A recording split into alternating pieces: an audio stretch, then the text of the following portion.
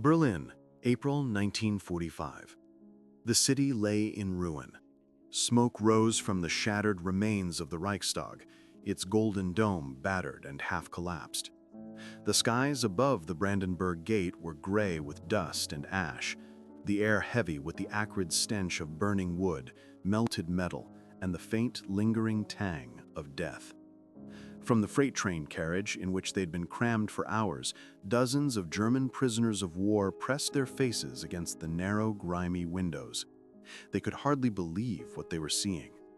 Their once proud capital, the city they had grown up admiring in propaganda films and textbooks, was reduced to rubble and shadow.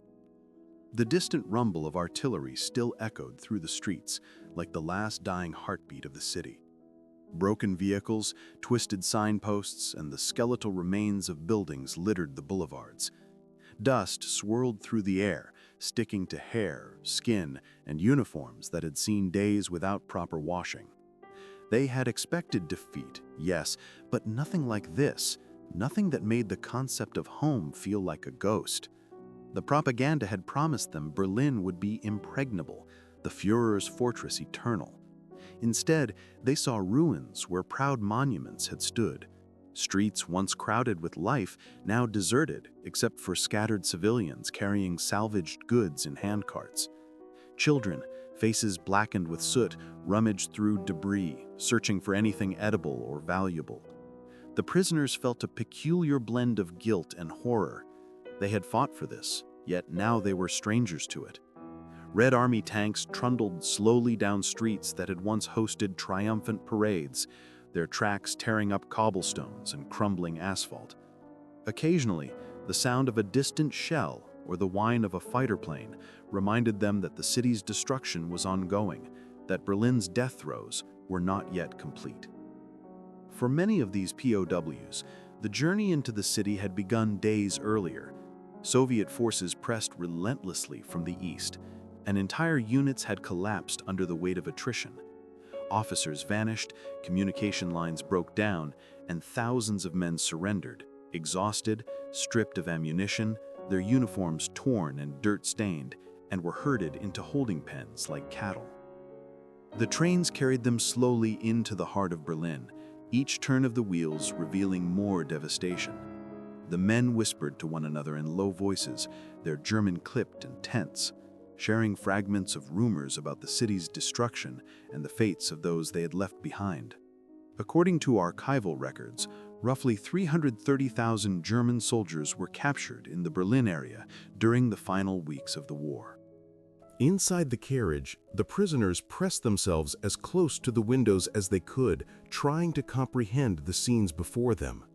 Once grand boulevards now resembled battlefields, strewn with rubble and shattered furniture, with smoke still rising from smoldering buildings. A former bakery lay in ruins, its ovens collapsed, flour scattered across the street like snow. Soldiers pointed silently at crumbling statues, and one of them muttered under his breath, recalling how he had marched past these monuments in better times. The sound of distant artillery made their stomachs tighten. The war that had been fought thousands of miles away now lay sprawled at their feet, intimate and terrifying. As the train rattled past the Tiergarten, now a cratered wasteland, POWs observed overturned tanks, charred carriages, and remnants of homes, their walls blackened and hollowed. Trees had been stripped bare, and paths were choked with debris.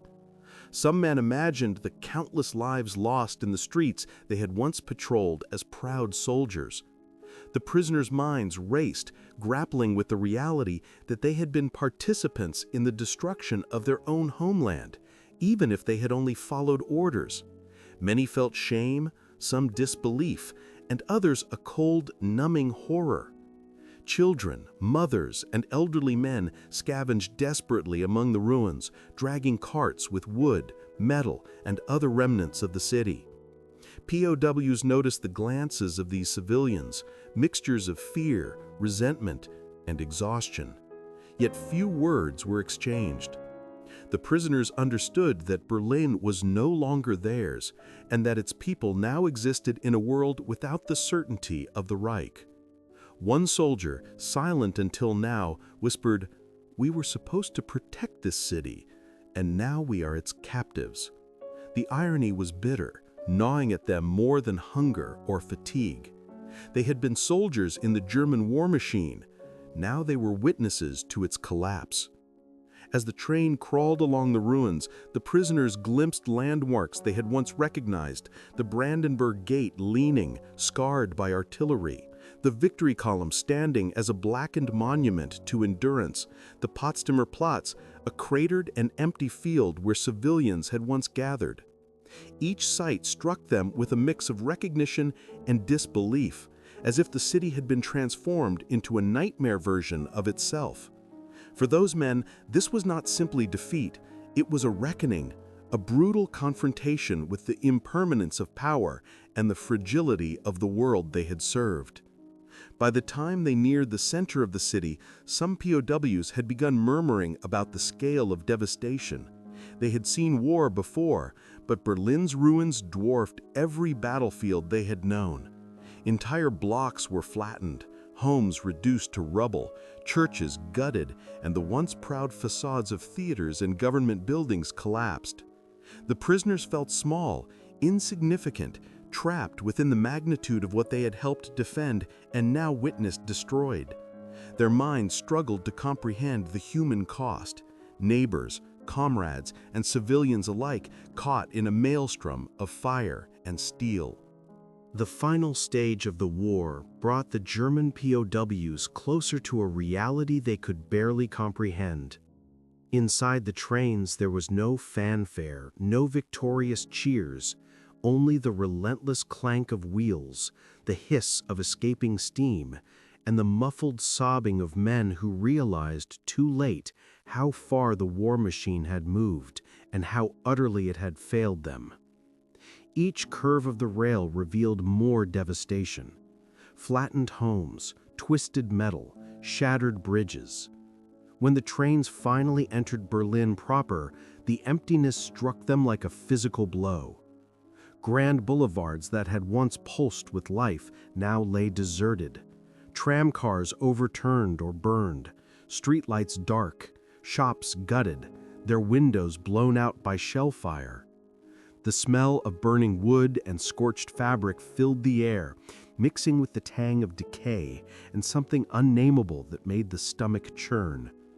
For these men, home had become the enemy, a place of memory and expectation now rendered alien and hostile, a city that seemed to mourn itself as much as it welcomed its conquerors.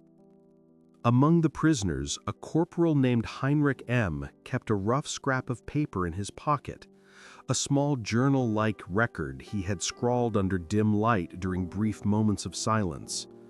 On April 27th, as the train passed the ruins of the zoo station, a place once bustling with trains, families, and the laughter of children, he wrote of a cavern of twisted rails and charred sleepers, a place where the pulse of the city had been extinguished. Children wandered among the debris, their small hands clawing through rubble for scraps of food or salvageable material. Former party members shuffled past, hollow-eyed and barefoot, their winter coats long gone, faces etched with exhaustion and fear. What struck Heinrich most was the silence. No whistles, no factory noise, no horns of trams cutting through the air, just an oppressive, waiting quiet. A city suspended between life and death, a city that seemed to breathe its last sigh. The propaganda of their youth had promised that Berlin would fight to the last man, that pillars of resistance would stand firm behind flak batteries, underground bunkers, and U-boat docks. Yet all they saw were scattered, staggering survivors, individuals who clung to what remained of daily life, shadows of the city they once knew. In one passage, Heinrich wrote, "I looked for the Reich flag but found only a blackened pole leaning over rubble. I felt the pride leave my body." The POWs were then marched through the Tiergarten, once a verdant park and the pride of Berlin, now transformed into a battlefield of craters, broken trees, and abandoned vehicles. The earth was torn and unstable. Air raid tunnels had collapsed, water mains ruptured, and every step risked falling into a hidden pit. Overturned tanks lay like dead beasts among blackened tree stumps and heaps of twisted metal. Soviet engineers and laborers worked frantically to clear debris, but for every block removed, dozens more remained, reminding the prisoners that the city's destruction was far from complete. As Heinrich walked along the desolate pathways, he noted the memorials and statues that had survived the bombing. Their once proud faces and inscriptions were scarred, bullet-riddled, and melted in the heat of fire. The POWs passed remnants of fountains and benches, scorched and overturned, and each sight deepened their shock. Many of the men were silent, their minds unable to process the scale of ruin. Others whispered quietly, trying to recall what the park had been like in happier times, but even memory seemed insufficient against the devastation. The children they encountered appeared simultaneously curious and wary. They emerged from rubble-strewn alleys, dragging carts or sacks filled with whatever they could salvage, scraps of metal, burned books, and shattered kitchenware. Their eyes, dark and wary, glanced quickly at the prisoners, measuring them as both observer and curiosity. Mothers and elderly men worked silently alongside them, their hands raw and faces lined with suffering. The POWs could not ignore the irony. A city they had been prepared to defend was now a scavenging ground for survival, and they were powerless witnesses. Some soldiers began to murmur to one another, voices hoarse and quiet, reflecting on the bitter twist of fate, that they had been instruments of the Reich's power, yet here they were, defenseless and overwhelmed by the consequences of their own service. Even as night approached, Berlin offered no respite. Smoke continued to curl from the ruins, the wind carrying the acrid scent through shattered streets. The silence was punctuated only by distant artillery, the occasional shout of a Soviet patrol, or the clatter of falling debris. POWs huddled together wherever possible, clutching their meager belongings and trying to find comfort in numbers, but the emotional weight of what they had witnessed pressed down relentlessly. Many felt disbelief mixed with shame. Some sat frozen, staring at crumbling facades and imagining the lives lost beneath the rubble. Others whispered, recalling tales of the Reich's propaganda, of promises that the city would hold, that the enemy would falter. That illusion had been utterly destroyed. Heinrich scribbled again in his journal. Every street, every building, every shadow speaks of failure and loss. We are here, and yet we belong nowhere. The battlefield stretched endlessly before the German POWs, a nightmarish expanse of bomb craters, overturned tanks, and abandoned vehicles. Each step had to be taken with extreme caution, not merely because of scattered debris, but because the earth itself seemed unstable, laced with the scars of relentless bombardment. Air raid tunnels had collapsed into yawning pits, water mains ruptured, and the ground was torn and fissured by mortar fire, making the once familiar terrain almost unrecognizable. Soviet engineers moved methodically through the ruins, attempting to clear pathways. Yet for every block of rubble removed, dozens more remained, as if the city itself resisted reconstruction. Heinrich noted memorials once dedicated to previous wars, now shattered beyond recognition, the inscriptions either obliterated or blackened by fire. A thick, acrid scent of smoldering wood and scorched metal hung in the air, mingling with an indefinable deeper stench, an almost tangible sense of rotting fear and despair. The POWs, walking slowly across this devastated landscape, became acutely aware that they were witnessing the death of a civilization they had once been part of, defenders of a regime now reduced to ash and ruin. Some of the men tried to look away, seeking refuge in the train of their own thoughts or a distant street corner. But others found themselves morbidly fascinated, unable to stop their eyes from following every twisted girder, every collapsed facade. They observed families scavenging in the streets, soldiers dismantling shattered vehicles for scrap, and children wandering barefoot, their expressions a mixture of bewilderment and war-hardened caution. The scale of destruction, the silence punctuated only by the occasional groan of twisted metal or distant artillery fire, impressed upon them a devastating clarity. This was the cost of their collective actions, a city laid bare by the ambitions they had once served. Then came an evening that would be burned into their memories. The POWs were herded into an open square near the ruined Reichstag, the skeletal remains of the building looming like a ghost over the city. Soviet guards ordered the men to sit on the steps of the scaffolded edifice as the last light of dusk painted the ruins in an eerie copper-hued glow. Slowly, 3 Soviet tanks rumbled into the square, their tracks grinding against the remnants of cobblestones and rubble, moving deliberately around the debris-strewn square. From their positions, the German POWs could see the outline of their fellow officers, marching in ragged lines, boots caked in mud, faces pale and eyes unseeing. Around them a crowd of Soviet soldiers observed, some standing at ease, others recording the scene with cameras and notepads. An officer named Berzarin, commanding the square, ordered the crowd to take photographs. The POWs realized with a jolt that this moment was more than a surrender. It was a carefully orchestrated spectacle, a display of dominance meant to be remembered, documented, and broadcasted. Some of the prisoners whispered among themselves, a mixture of fear and indignation in their voices, remarking that they felt less like combatants and more like theater props, their lives and postures choreographed for the eyes of history. The juxtaposition of their own insignificance against the grandeur of the ruined Reichstag made the scene almost surreal. They could not help but feel an icy pang of shame as they considered the irony. Once the elite of the German military, trained to strike fear and enforce obedience, they were now performers in a spectacle of their own defeat. The square itself, once a place of ceremonial pride and public display, now lay under a blanket of dust and rubble, punctuated by the occasional toppled statue or shattered fountain.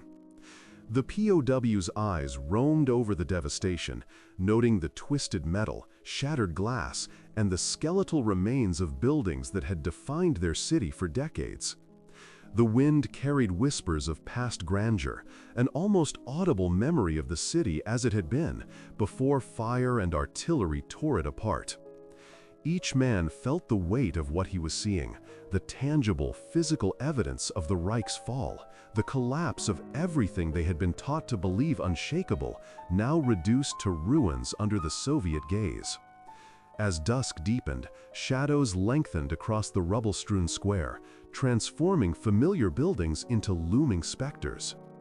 The prisoners, huddled together on the Reichstag steps, could hear distant shouts and the occasional rumble of artillery.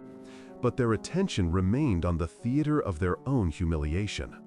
Some stared blankly at the tanks, marveling at the precision of the Soviet operation and the efficiency with which Berlin had been conquered, while others tried to suppress a rising tide of emotion, fear, grief, guilt, and disbelief all tangled into one. Heinrich, scribbling furiously in his journal whenever he could, attempted to capture not just the physical scene, but the overwhelming sensation of insignificance that engulfed him and his comrades. He wrote of the bitter irony, the shame, and the chilling realization that the war they had been part of had not ended with glory, but with this public, unavoidable reckoning. The shock came not only in their captivity, but in the unsettling spectacle of how their defeat was being displayed. The German POWs, accustomed to discipline, order, and the rigid hierarchy of military life, now found themselves subject to humiliation that was public, theatrical, and unavoidable. Food rations were non-existent, and the scarcity of basic sustenance compounded the mental strain. The men were offered cold, watery soup, stale bread that crumbled in their hands, and water mixed with dirt, barely potable and often undrinkable. The infrastructure of Berlin had entirely collapsed. Supply lines were broken, fuel was gone, transport paralyzed, and the city's once familiar streets now resembled a vast cemetery of rubble and ash. One witness later reflected chillingly, "Hunger spoiled people. corrupted them and turned them into animals. Many German men who had once barked orders, disciplined recruits, and demanded obedience now found themselves scavenging for scraps, sharing morsels of bread with strangers, and sleeping outdoors because shelters had collapsed or were overrun by desperate refugees. The irony was bitter, cutting sharper than any weapon. A soldier trained for war, honed for battle, now confronted his greatest enemy, not on a foreign battlefield, but in the open streets of his own capital. The former machine gunner who had expected the rationed predictability of a POW camp instead discovered that his camp was the ruins of city blocks, alleys choked with debris, and the occasional tent pitched by occupying forces, offering minimal protection against the cold night air and lingering ash. The psychological impact of these conditions was immense. The prisoners had been conditioned for years to believe in a final, heroic stand, a defense of the city that would cement their honor and the glory of the Reich. They had been told that Berlin would hold, that the Allies would falter, that the Reich would endure eternally. Yet here they were, broken, herded through streets they once proudly defended, listening to the distant thuds of remaining artillery, seeing the red banners of the victors flutter above collapsed buildings, and walking past corpses that had lain undisturbed amidst bombed-out ruins. A lieutenant noted the bitter paradox aloud. We were the men who conquered Europe. Now we were the men who could not even protect our own walls. Many of the POWs moved in stunned silence, their minds struggling to reconcile propaganda with reality. Each street, each block, each once grand building now reduced to rubble seemed to accuse them silently. They passed civilian survivors who stared at them with suspicion and exhaustion, faces hollowed by weeks of hunger and fear. Children, still too young to comprehend the full scale of destruction, scavenged in calles, their tiny hands grasping at anything useful or edible. The men could not look away. Some tried to avoid direct eye contact, ashamed, while others felt a grim fascination with the decay, as if the city itself demanded witness to the consequences of the war they had fought. The streets themselves were unrecognizable. Cobblestones were heaved from the ground, tram rails twisted like ribbons, and shattered windows reflected the pale gray sky like jagged mirrors. Fires still smoldered in piles of debris, sending plumes of black smoke curling into the chill air. Abandoned vehicles and smashed artillery pieces littered intersections, and the occasional howl of a wounded animal or distant shout reminded them that the city, though defeated, was still alive in its chaos. The POWs navigated these streets with a combination of fear and awe, realizing that every step through Berlin's ruins was both a literal and symbolic journey through the death of the empire they had served. By nightfall, many of the men huddled wherever they could, seeking warmth and a measure of safety among crumbling walls and debris.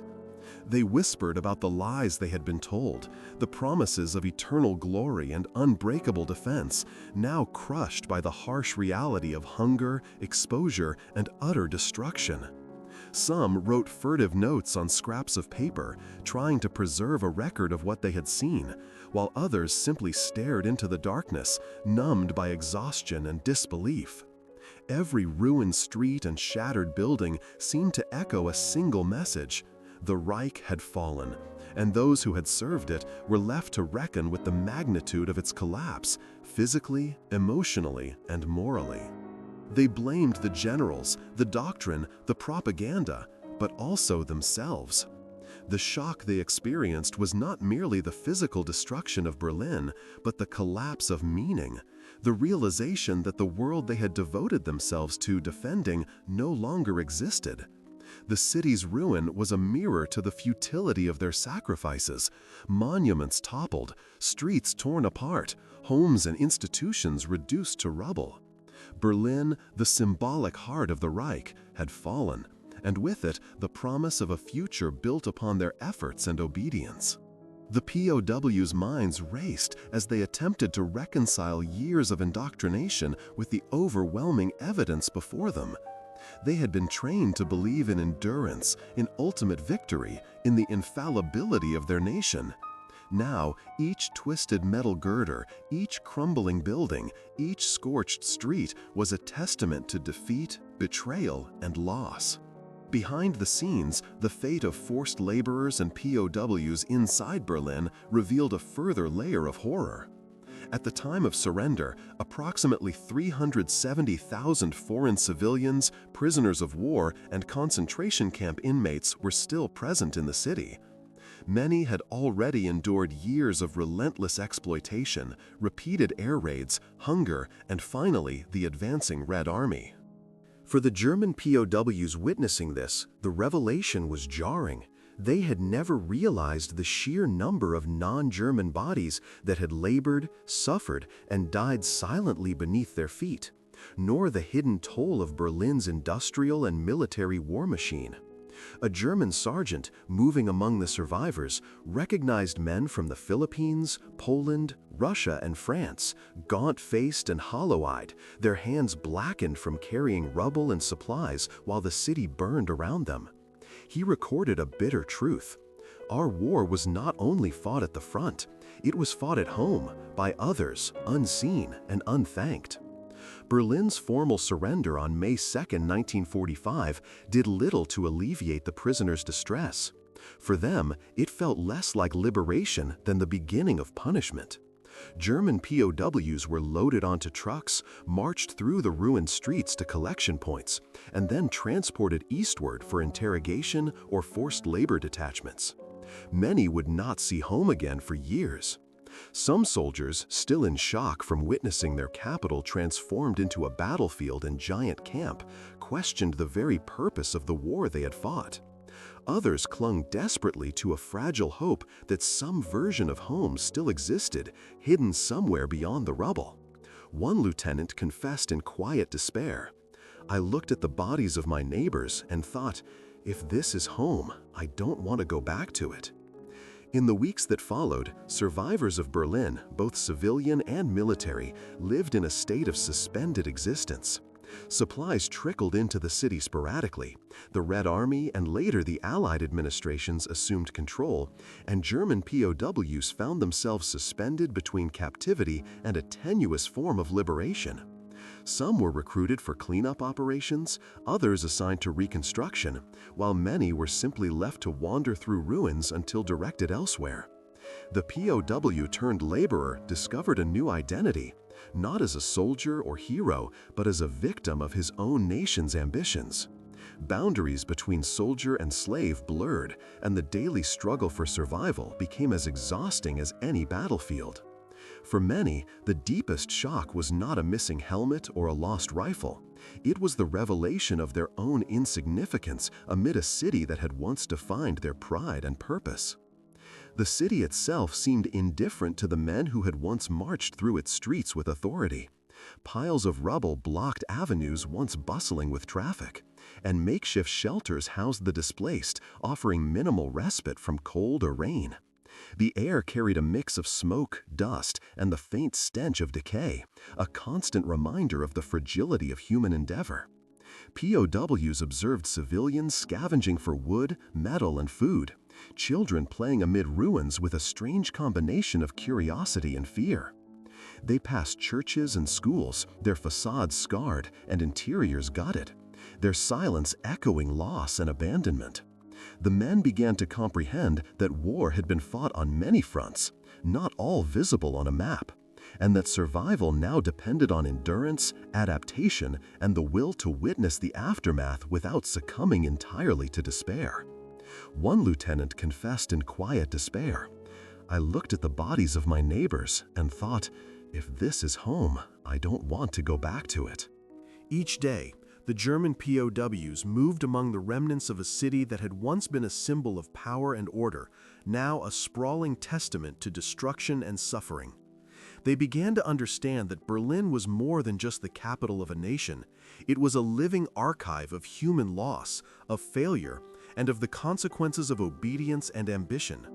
They walked past familiar streets, now unfamiliar, noting how the absence of life and the silence of the once bustling avenues transformed the city into a graveyard for both the physical and moral remnants of their society. Every shattered building and collapsed roof was a lesson in the impermanence of dominance and a stark reminder that the consequences of war extend far beyond the battlefield. The absence of purpose weighed more heavily on the POWs than any missing rifle, any lost map, or shattered command. The city of Berlin, once the proud heart of a regime that had promised permanence, strength, and immortality, now lay in April-May 1945 like a corpse. Streets they had once walked with pride now resembled battlefields. The buildings that had symbolized power now stood as skeletal reminders of failure. As the German POWs marched through it, survived it, and surrendered within it, they carried not only the memories of battles fought and comrades lost, but also the unbearable burden of consequence. Shock gripped them, not merely at the physical destruction, but at the realization that they had been fighting for a cause that had already died.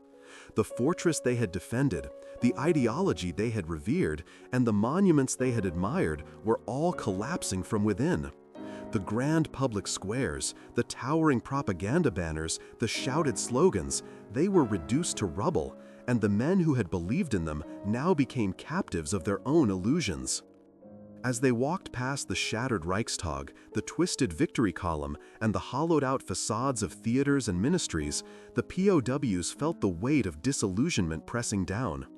Each broken street, each gutted home, was a testament to the futility of their service, a vivid lesson that no glory awaited them at the end of their obedience. For some, the realization came with anger, toward the generals, toward the ideology, toward themselves. For others, it was numb resignation, a silent mourning for the lives lost, for families displaced, and for a city that no longer bore any resemblance to the Berlin of memory and imagination. Walking among civilians, among forced laborers and scavenging survivors, the soldiers observed that life continued in its own fractured rhythm, indifferent to ideals and empires. As the years passed, some of these POWs returned home, if they were lucky to survive the eastward transports, the camps, and the lingering hardships of imprisonment. Many carried scars that were visible, missing limbs, shrapnel wounds, signs of malnutrition. Others bore invisible scars, nightmares, guilt, and a profound sense of failure that would shadow them long after the war had ended. Berlin itself would eventually rebuild, rising slowly from the ashes to become a city of industry, culture, and political reinvention. But for these men, the Berlin of their belief, the city that had defined their world, had died irreversibly. They understood, in a way civilians could not, war is fought not only with bombs and bullets, but with the breaking of truths, the betrayal of trust, and the erosion of innocence. They left the ruins carrying a knowledge that was both personal and universal.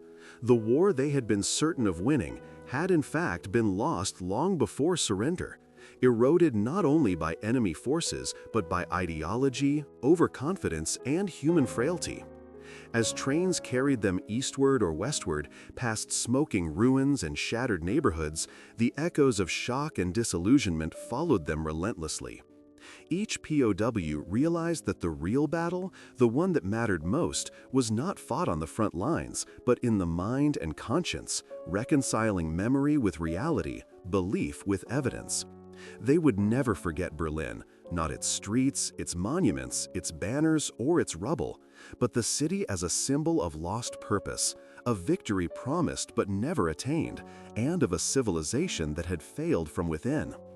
Even decades later, when the streets were rebuilt, when new generations walked through restored avenues and parks, the men who survived remembered the city differently. To them, Berlin was not merely a capital, it was a grave, a lesson, and a mirror. They carried its images with them, the smoke rising over the Reichstag, the children scavenging amidst ruins, the Red Army parading triumphantly, the skeletal trees of the Tiergarten, and the blackened monuments that once symbolized power. Berlin had been home, fortress, and battlefield. It had been everything they had believed in and everything they had lost. The understanding was painful, inescapable, and lifelong. Victory and defeat are not always measured in battles won, but in the endurance of truth, the collapse of illusion, and the human cost of both.